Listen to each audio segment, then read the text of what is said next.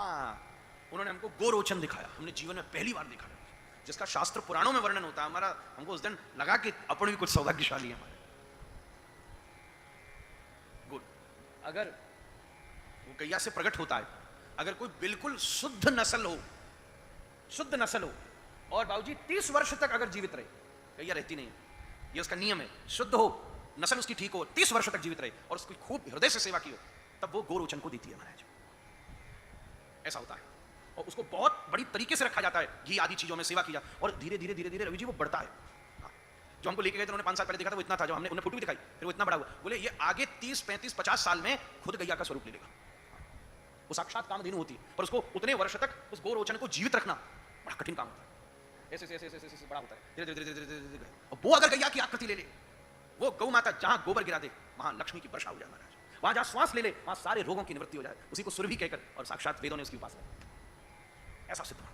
और वो माला जो मनका थे, वो क्योंकि नेपाल है तो रवि जी वो शालिग्राम जी पर जप करते, तुलसी पर नहीं।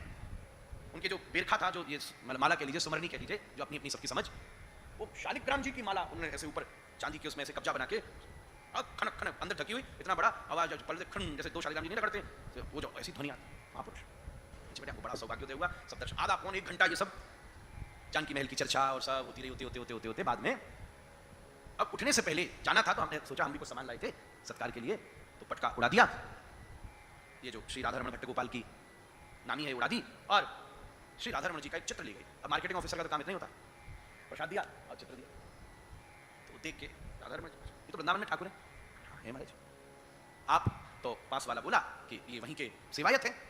मैंने कहा मेरे स्वामी है, मैं वहीं का नौकर चाकर हूँ। तो बोले वो 2 मिनट से दाढ़ी बड़ी थी, दाढ़ी पे हाथ, वो राधारमण जी से क्या बात, वाह वाह वाह, वो तरंग में 2 मिनट कांपने लगे, आंखों में गीली हो गई, सैकड़ों बार। वो एक हमारे गोसाई जी थे, श्री अतुल कृष्ण गोस्वामी जी महाराज, जो यहाँ क्या हम तो उनके चरणों में लेटे हैं और ये सब भक्ति उनकी दी हुई है। ओ महाराज हम चुपचाप बैठे। जब महाराज 5 मिनट तक खूब भाव में आ गई, तो साथ वाला बोला, पहले तो बोला ये उन्हीं के शिष्य हैं। अरे तो हम भी उनके ही हैं, सब उन्हीं के ही हैं महाराज। फिर थोड़ा और आगे, ये उन्हीं के पौत्र भी हैं महाराज। ओ महाराज तो नृत्य कर पड़ी महाराज। रवि जी उस दिन जैसा सुख नहीं मिला हमको, किसी संत ने पहली बार अपनी गोदी में बिठा लिया महाराज। हम जमीन में पड़े थे महाराज, गुरु के नाम की ये महिमा होती है, जो पैरों में पड़े हुए को महात्माओं की गोदी में चढ़ा दे महाराज, ये गुरु नाम की महिमा। जय हो, हम भूल नहीं सकते। अरे इधर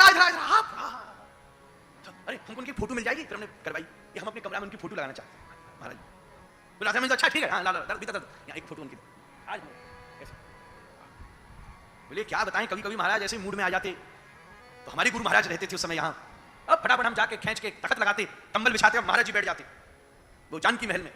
अब बड़े हमारे गुरु महाराज कहते कुछ सुनाओ आप। अब फिर जब प्रिया जी के पक्ष की व्याख्या करते हमारे गोसाई जी, पूरा जानकी महल जाम हो जाता, सड़क तक बाहर तक सब जाम। हमने वो देखा, ओह ऐसा लाड किया हमको महाराज, गोदी से उनका बस चले तो महाराज